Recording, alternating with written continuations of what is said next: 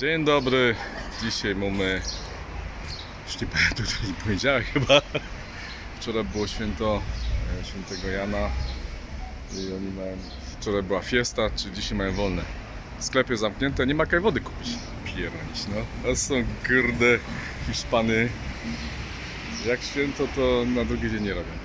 No nic, to jest centrum miejscowości Arzua. Arzua, tak myślę, że tak się to czyta. Jakiś pomnik, nie wiem,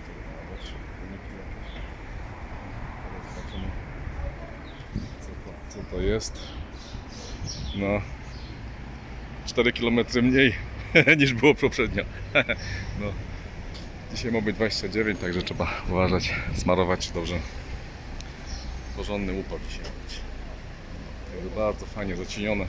Takie właśnie liście mają tak we Frankfurcie. No pozdrawiam.